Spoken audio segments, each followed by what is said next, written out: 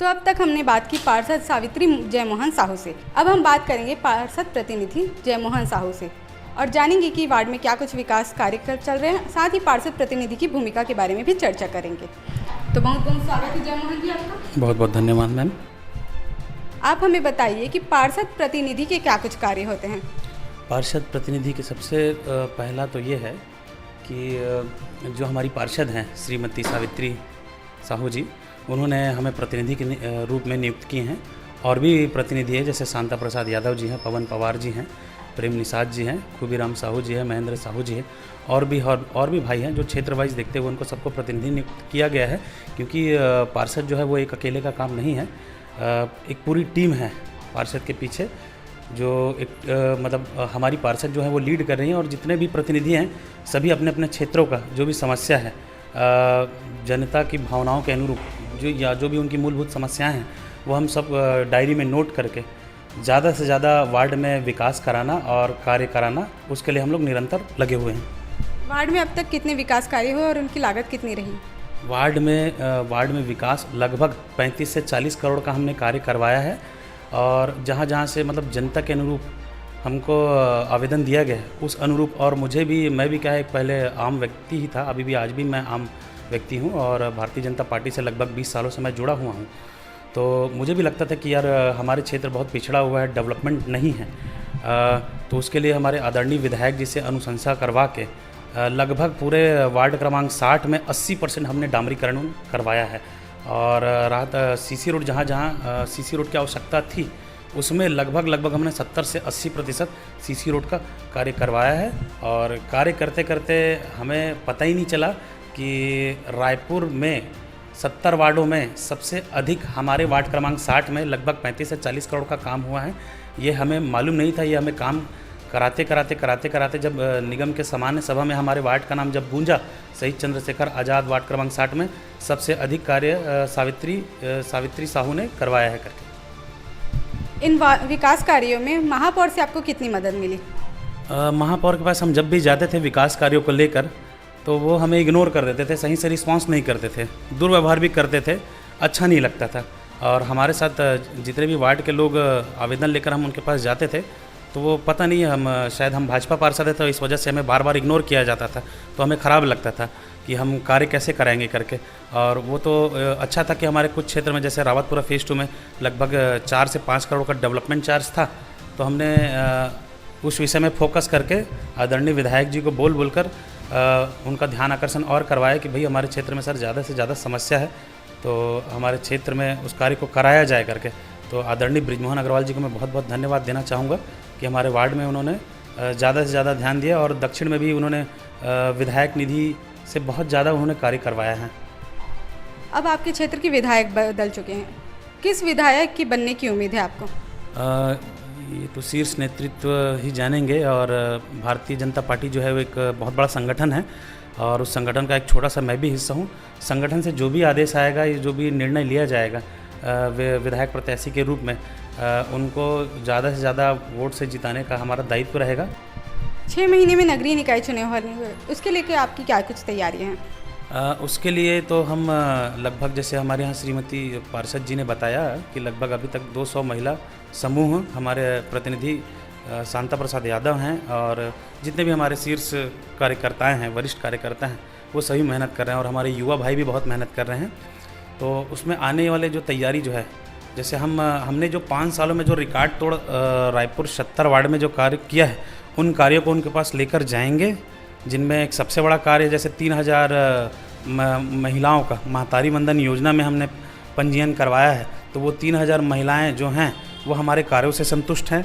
लगभग 1,500 से 2,000 ration card, हमने 1,500 से 2,000 परिवारों का राशन कार्ड बनाया है। 3,000 परिवारों का लगभग हमने नल लगवाया है, जो कि केंद्र सरकार की जो योजना थी अमृत जल मिशन योजना, उसके अंतर्गत हमने जनता को लाभ दिलवाया है। और ज़्यादा से ज़्यादा जहाँ जहाँ ज़रूरतें थी रोड नाली, हमने वो कार्य करवाया है। और हमारे वार्ड में लगभग डेवलपमेंट का जो काम है वो 70 से 80% कार्य हो चुका है। सिर्फ इसमें रावतपुरा और गोकुल नगर बचा हुआ है, वो भी आने वाले पंचवर्षीय में जितना बचा हुआ कार्य है उसको भी हम लगभग करवा देंगे। और इसी कार्यों की एक लिस्ट बनाई है जिसमें तकरीबन हमने 250 से 300 जो हमारा प्रोजेक्ट रहा है डेवलपमेंट के प्रति, वो हमने उसको कंप्लीट कर दिया है। तो इन्हीं कार्यों को लेके हम जनता के पास जाएंगे कि भाई हमने अपना कार्य किया है। कई जगह शेडों का भी निर्माण किया है, मुक्तिधाम में भी 10 लाख रुपए का काम करवाया है, और ऐसे छोटी छोटी चीज़ों को हमने ध्यान में रख कर, ताकि डेवलपमेंट ही सबसे मुख्य है। अगर उसको करा दिया जाए तो जनता संतुष्ट रहती है, भाई रोड उनको आने जाने में तकलीफ़ ना हो, जल भराव की प्रॉब्लम उनको ना हो। ऐसा करके इस सब स्थिति को देख के ये इन सारी चीज़ों की हमने एक लिस्ट बना रहे हैं। लिस्ट के आधार पे हम पब्लिक के पास वोट के लिए जाएंगे कि भाई हमने इतना सारा कार्य करवाया है, तो आप हमें एक बार और मौका देवें करके। इस बार अगर आरक्षण नहीं होता तो आप चुनाव लड़ेंगे या आपकी पत्नी सावित्री जयमोहन साहू? इसमें ऐसा है कि भाई हमारी जो पार्षद हैं श्रीमती सावित्री साहू जी, हम तो उनको ही पार्षद देखना चाहेंगे, और संगठन आगे क्या निर्णय लेता है ये संगठन के ऊपर है। कि भाई मैं भी इतने दिनों से काम कर रहा हूँ, मेरे जैसे और भी कार्यकर्ता हैं जिनकी इच्छाएं हैं कि भाई मुझे भी संगठन का आशीर्वाद मिले, लेकिन ये संगठन ही डिसाइड करेगा इस विषय में। इस विषय में मैं नहीं बोल पाऊँगा कि वो इनको मौका दे रही हैं करके, क्योंकि हम चाह रहे हैं कि हमारी पार्षद जी हैं, तो उनको अगर संगठन का आशीर्वाद अगले बार भी रहा तो संभव ही हम उनके लिए काम करेंगे। आपने बताया कि महापौर ने आपके वार्ड में कोई भी सहयोग नहीं दिया, तो रायपुर के विकास कार्यों को लेकर महापौर के लिए आपकी क्या राय है? उनका जो है वो डायलॉग बाजी वाला काम थोड़ा सा ज़्यादा है। जैसे उन्होंने पिछले सामान्य सभा में कहा कि मैं 20 दिनों के अंदर जितना भी 70 वार्ड में समस्या है उसको 20 दिनों के अंदर ख़त्म कर दूंगा। उनको ये समझना होगा कि वो रायपुर के महापौर है, ये उनको समझने में ही मेरे ख्याल से उनको 5वां उनका कार्यकाल ही जा रहा है, क्योंकि सिर्फ वो अपने क्षेत्र में ध्यान दे रहे हैं। इसका मतलब ये है कि वो सिर्फ पार्षद के रूप में अपने क्षेत्र में काम कर रहे हैं। भाई सभी वार्डों को बराबर और भेदभाव भी नहीं करना चाहिए। जैसे हम उनको लगता है कि हम भाजपा के पार्षद हैं तो वो हमारे ऊपर ध्यान ही नहीं देते, हमको इग्नोर किया जाता है, तो हमको ख़राब लगता है। भाई हम कोई प्रस्ताव लेकर यदि जा रहे हैं तो उनका दायित्व बनता है कि उस पर मतलब कार्रवाई करवाएं, और अगर वहाँ पे स्थिति वैसी है कि कार्य करवाना है तो करवाना चाहिए।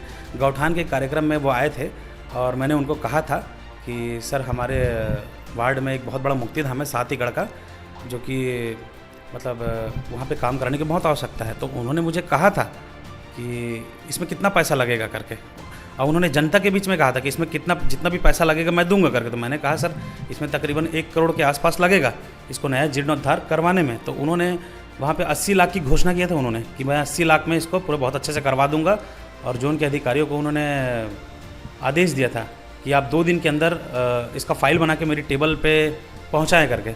ना ही वो फाइल बनी और ना ही वहाँ पे टेबल में पहुँचा, और अब कुछ जो वरिष्ठगण हैं उनका आक्रोश भी मेरे को सहना पड़ रहा है इस विषय में कि भाई मैंने उनके सामने महापौर को ऐसा कहा कि भाई हमारे मुक्तिधाम को करवाइए। उन्होंने वहाँ पे घोषणा करने के बावजूद भी उस काम को नहीं किए, और ये बात को मैं उनको याद दिला के थक गया कि सर वहाँ पे मुक्तिधाम जो नीडी है वहाँ पे उसको करवाना है करके। तो उन्होंने किसी प्रकार से ध्यान नहीं दिया, इग्नोर करते गए, और हमको कई बार समय ही नहीं दे पाए। नगर निगम में काफ़ी समय से कांग्रेस की सत्ता रही है, इस बार प्रत्यक्ष चुनाव होने वाले हैं, तो क्या इस बार भी कांग्रेस की सत्ता आएगी या बीजेपी की? देखिए, जिस तरीके से रायपुर का जो हमारे भारतीय जनता पार्टी के जो प्रत्याशी रहे हैं उन्होंने जीत दर्ज की है, क्योंकि वो जान रहे थे कि पूर्ववर्ती सरकार में ना ही सही से काम हुआ और भ्रष्टाचार का एक गढ़ बना के वो लोग रखे थे, तो इस कारण उनको खामियाजा भुगतना पड़ा। अब जनता जागरूक हो गई है, और जनता जागरूक हो गई तो उन्होंने सातों के सातों विधायक को जिस तरीके से जिताया है उस तरीके से हम आने वाले समय में निश्चित रूप पे हम हमारे भाजपा संगठन से महापौर बनाएंगे। भाजपा से अगर महापौर बनता है तो कौन होगा महापौर? मैं पहले ही इस विषय में आपको कहा था कि भाजपा से जो महापौर बनेंगे वो संगठन इस विषय में निर्णय लेगा, क्योंकि इसमें तो कई बड़े बड़े चेहरे हैं जिनको संगठन अपने हिसाब से दायित्व दे सकता है, क्योंकि हमारे जितने भी वरिष्ठ पार्षद हैं और कुछ पूर्व पार्षद भी रहे हैं जो कि आज भाजपा जिला में अच्छा दायित्व देख रहे हैं, उनमें से किसी एक को हो सकता है संगठन अपना उनको जिम्मेदारी सौंप सकती है।